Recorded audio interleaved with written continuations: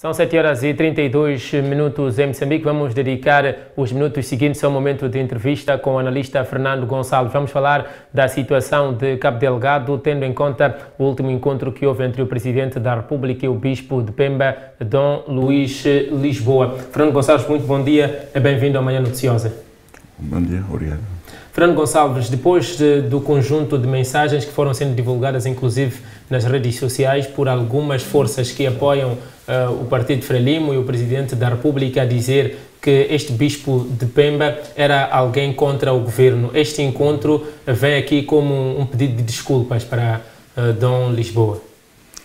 Bom, bom dia, parece-me que este encontro é uma tentativa de restabelecimento da paz entre o governo e o Bispo Fernando Lisboa. Como bem disse, o Bispo Fernando Lisboa, nas últimas 3 semanas, ou por aí, tem sido alvo de críticas severas, em alguns casos mesmo roçando ao vilipêndio. E muitas vezes, como também bem disse, as pessoas que fizeram estas críticas fizeram-no muitas vezes em nome de Sua Excelência o Presidente da República.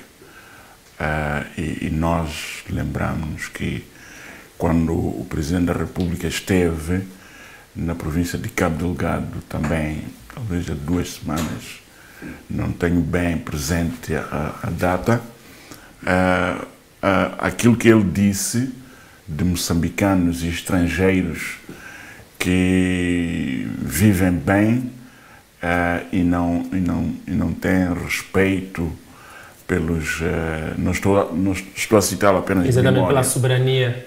Pela soberania e pelo sacrifício que é feito pelos nossos militares.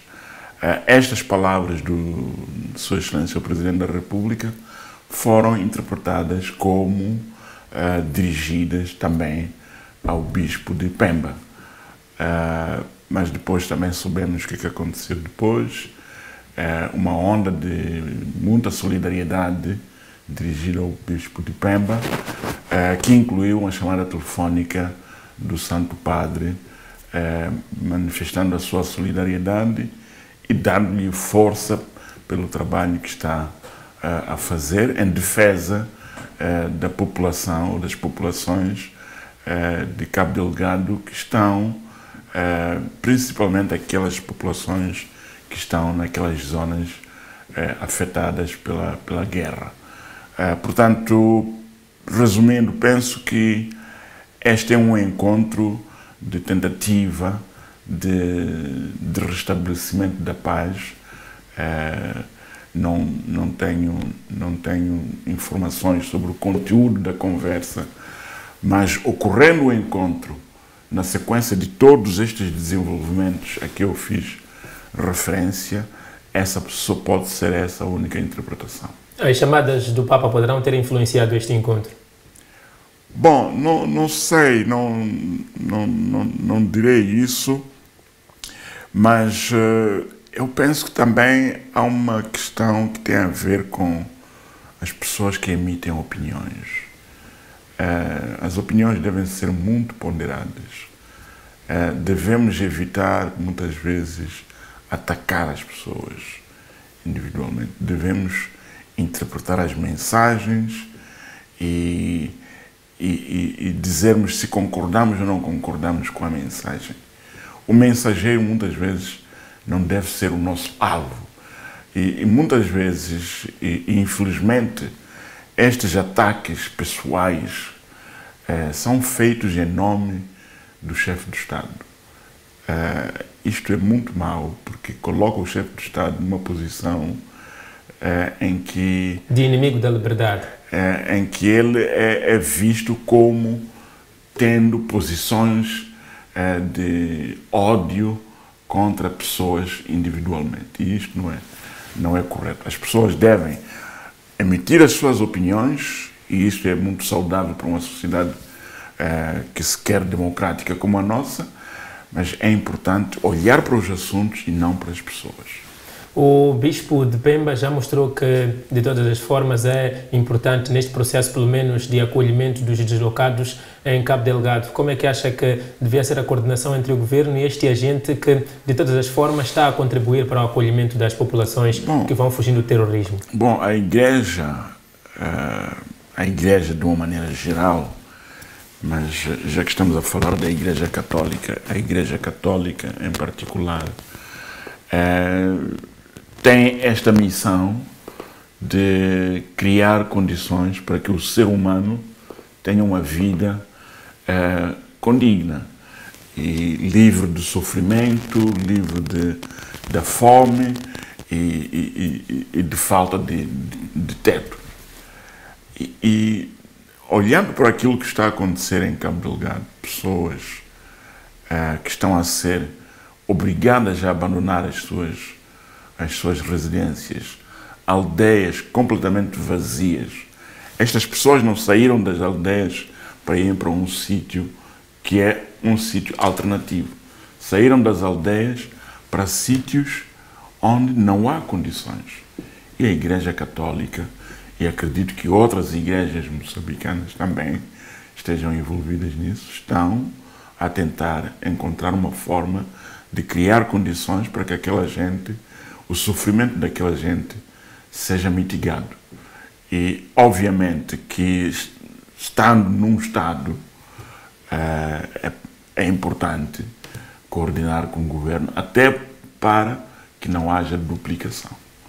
Portanto, é importante que haja essa coordenação.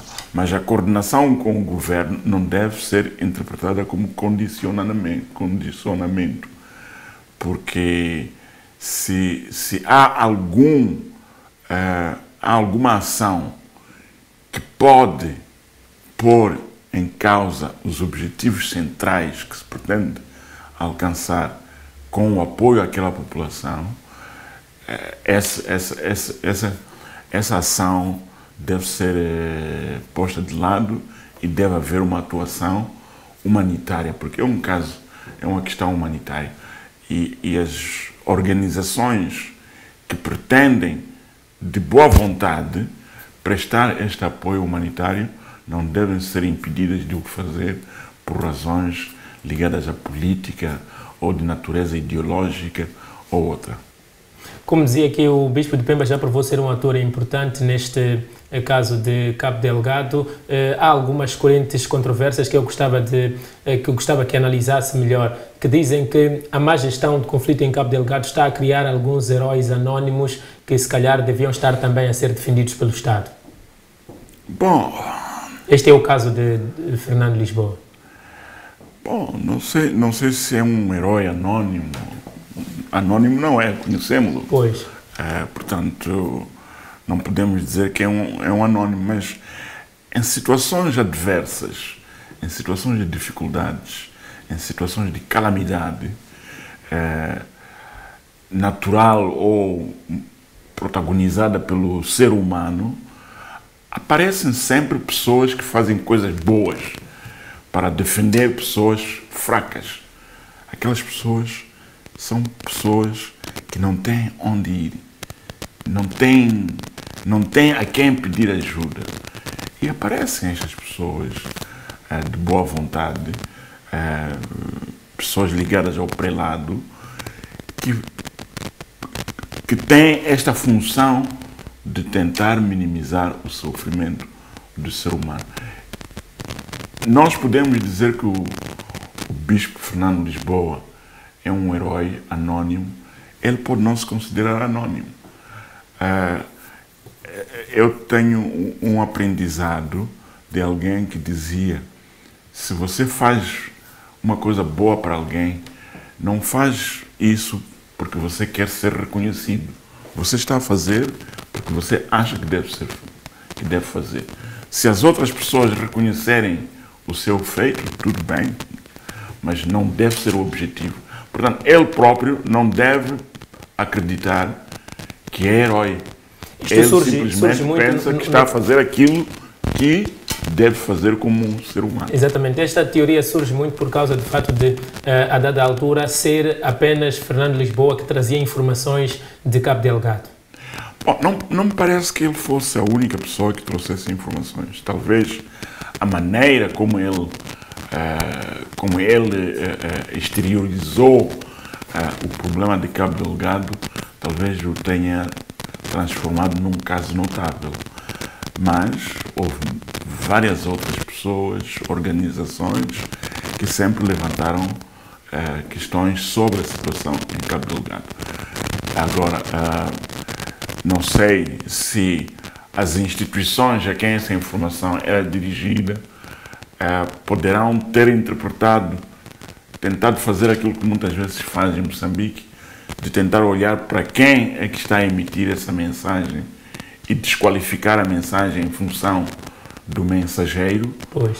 Ou não terão reagido por outras razões, mas há várias outras organizações, há várias outras individualidades que sempre trouxeram ao público questões ligadas à situação em Cabo Delgado. A questão dos raptos, a questão dos desaparecimentos de pessoas. Sempre houve organizações que falaram disso. Talvez não na dimensão como o bispo Fernando Lisboa o fez, mas sempre houve outras pessoas que fizeram isso. Doutor Fernando Gonçalves, vamos abrir vários parênteses nos próximos minutos aqui na nossa conversa. Estamos a falar de Cabo Delgado. Vamos fugir um pouco deste encontro entre o Bispo e o Presidente da República. Tem-se dito que a solução, em algum momento, para o terrorismo em Cabo Delgado passa pela aprovação de políticas públicas. Sobre isso, há questões que são levantadas, sendo duas fundamentais. Que tipo de políticas podem ser tomadas e será que, da forma como as coisas estão, pode-se fazer isso agora? Bom, eu penso que nós estamos a simplificar muito o que se passa em Cabo Delgado. Porque é preciso ver. O que está-se a destruir em Cabo Delgado são infraestruturas. De fato. São infraestruturas, muitas delas erguidas depois da independência. Eu acredito que durante o tempo colonial havia menos bancos em Cabo Delgado do que houve agora, até há pouco tempo. Não se implanta um banco numa zona onde não há desenvolvimento. Então, há uma contradição de termos quando dizemos que não há desenvolvimento e que essa ausência de desenvolvimento é a causa da guerra em Cabo Delgado. Penso que estamos a simplificar muito as causas da guerra em Cabo Delgado. Há razões mais profundas.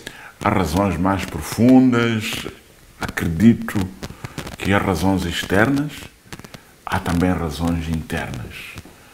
Há conflitos, há uma dinâmica de conflito em Cabo Delgado que nunca veio à superfície durante muitos anos, durante muitas décadas. Nunca nos apercebemos disso. E provavelmente este conflito interno dentro da província de Cabo Delgado, hoje, com os fatores externos que estão a atuar, já está a vir ao de cima. Temos que entender a dinâmica do conflito interno dentro da província de Cabo Delgado. Mas a questão da falta de desenvolvimento não pode ser porque, aliás, é contraditório porque a destruição de infraestruturas, a destruição retrocede ainda mais a província do que porque alguém que reivindica o desenvolvimento constrói. Pode não construir, mas há de saber para onde se dirigir para dizer que, olha, nós estamos a sofrer nesta zona, não temos infraestruturas, não temos hospitais, não temos escolas, nós também queremos ter a nossa universidade, como virou moda agora ter universidade em todo lado. Então, há de saber para onde ir, mas não é destruindo o que já está lá. O que é que a destruição do porto da Mocimboa da Praia.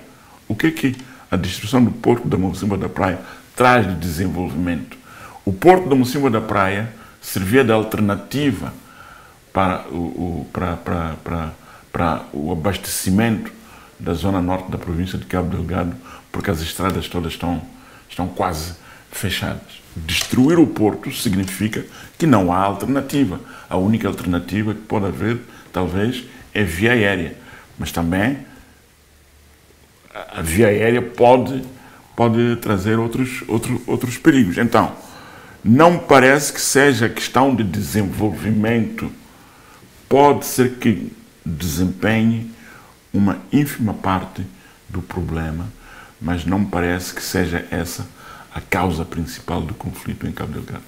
Fernando Gonçalves, outra janela que vamos abrir tem que ver com esta força-tarefa que foi criada entre a Total e o governo de Moçambique para a proteção, pelo menos, da zona onde vai ser implementado o projeto LNG. Como é que olha para esta força-tarefa que é criada numa altura em que, pelo menos do lado de Moçambique, a defesa já gastou 95% daquilo que era o seu orçamento e estes trabalhos dependem de muita ação logística, que significa também recursos financeiros? Bom, olha, no tempo da guerra dos 16 anos, houve uma empresa de segurança chamada DSL. Muita gente não ouviu. Essa empresa estava ligada à LONRO, porque a LONRO tinha empreendimentos em Moçambique, tentou desenvolver no setor da agricultura, penso que foi em Chocwe, mas também na província de Manica. E esta empresa funcionava precisamente para garantir segurança aos empreendimentos da LONRO. Portanto, está-se a repetir o que aconteceu nessa altura. É verdade que Moçambique não se preparou o suficiente para a dinâmica económica que está hoje a ocorrer em Cabo Delgado. Estou a dizer que não se preparou devidamente em termos de segurança. As nossas forças de defesa e segurança não estão capacitadas para manter a proteção aos investimentos que estão a ser feitos em Cabo Delgado. E há uma ideia de que quem tem recursos deve também estar organizado para estar capaz de defender, de proteger esses recursos, porque são recursos que são cobiçados por outros. E provavelmente a guerra que está a acontecer agora em Cabo Delgado tem muito a ver com esse facto dos recursos que estão a ser cobiçados. Então, não tendo essa capacidade, é preciso, quem não tem, compra. É assim que se costuma dizer. Há uma questão que se pergunta sempre nas questões da gestão, que é fazer ou produzir. Aliás, produzir ou comprar. Se você não tem, não é? E é mais barato, custa menos comprar do que produzir, você vai comprar. Se você não tem e custa menos comprar do que produzir, você vai produzir. E penso que neste caso, neste momento, deve custar menos ir buscar apoio externo para a proteção dos investimentos que estão em Cabo Delgado do que pensarmos que nós vamos criar uma força. Vamos criar um dia, daqui a 10 anos, 15, 20 anos. Mas neste momento nós não temos e é preciso... E o conflito precisa acabar hoje. É preciso proteger aqueles recursos, porque são aqueles recursos que depois vão nos ajudar a desenvolver o país. Falando em apoio externo, órgãos de comunicação social sul-africanos anunciaram ontem, citando o presidente Cyril Ramaphosa, que a África do Sul e a SADC estavam a preparar uma resposta para a questão de Cabo Delgado. Como é que recebe esta informação? E aqui a pergunta que sempre se faz: qual é a intervenção recomendável, a militar ou mais de inteligência e gestão? Bom, ainda não vi as declarações do presidente Ramaphosa, infelizmente. Se foi ontem, tive um dia diferente do normal. Mas é preciso saber que tipo de resposta. Não é uma decisão muito fácil para qualquer país colocar as suas forças num outro país. Não é fácil para o país que disponibiliza as suas forças, não é fácil para o país que recebe essas forças, porque depois há responsabilidades que devem ser assumidas. Quando um soldado morre no estrangeiro, é diferente de se ele morrer no seu próprio país. Quando um soldado sofre danos físicos, há sempre questões de responsabilidade que o governo do país que envia soldados deve à família do soldado. Portanto, não vai ser fácil. Mas dentro do contexto da SADC, há um mecanismo de defesa mútua que os países acordaram e provavelmente, se entender que o ataque a Moçambique, a partir de Cabo Delgado, é um ataque a toda a SADC, talvez se entenda que a defesa dos interesses da SADC passa necessariamente pelo envolvimento militar dos países da SADC em Cabo Delgado. São questões que nós, neste momento, não sabemos. Ele disse que está preparado para apoiar, mas não disse que tipo de apoio é que vai dar. Vai prestar. Fernando Gonçalves, uma última questão. Agora, como líder do MISA, o Presidente da República ontem, falando nesta questão de Cabo Delgado, diferente do que muitos órgãos de defesa da liberdade de expressão estão a dizer, disse que o teatro de operações em Cabo Delgado está aberto a qualquer órgão. Agora, o que se deve reconhecer é que é uma zona de risco. Como líder do MISA, mais uma vez, como é que olha para esta informação, tendo em conta as últimas ocorrências em que há desaparecimento de jornalistas e alguma tortura? Eu compreendo a posição de Sua Excelência, o Presidente da República. Contudo, é preciso fazer uma distinção daquilo que está a acontecer em Cabo Delgado. Uma coisa é ser colhido no meio do fogo cruzado. Ou seja, você está numa zona, duas forças estão em confrontação, e cada uma está a tirar balas e você está ali no meio e é vítima. Isso é uma coisa.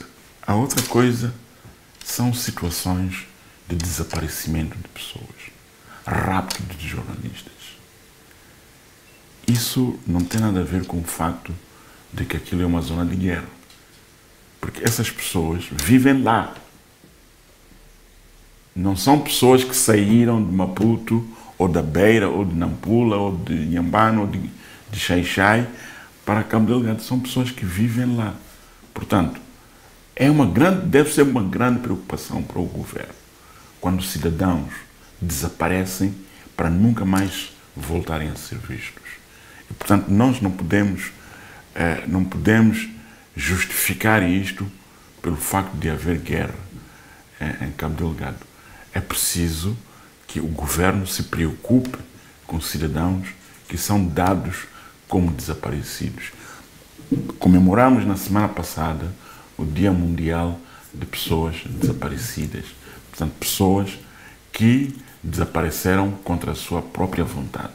Eu penso que o nosso governo deve estar preocupado com esta situação e deve encontrar formas de estancar. Nós compreendemos que Cabo Delgado é uma situação de guerra. Eu penso que o Milton ou qualquer outra pessoa nunca vai se colocar numa posição deliberadamente de saber que ali há perigo e eu vou precisamente ali onde há perigo. Não é? Mas aquelas pessoas, para além de que aquelas pessoas, as pessoas de que estamos a falar, são pessoas que vivem nas zonas de onde foram feitas desaparecer. Então, estamos a dizer que as pessoas devem sair de lá. Então, vamos evacuar todas as aldeias, vamos evacuar todas as vilas, vamos evacuar todas as cidades, se esse for o caso. E dizer que mais ninguém deve ir para lá. Mas as pessoas foram apanhadas nas zonas onde vivem. Não é uma questão de ser colhido no meio do fogo cruzado. Muito obrigado, Fernando Gonçalves, por ter estado connosco. Sei que tem um compromisso daqui a pouco, às 8 horas, na Rádio Mais. É sempre bem-vindo. Obrigado. Vamos avançar para uma breve pausa neste Manhã Noticiosa. Voltamos dentro de instantes. Até já.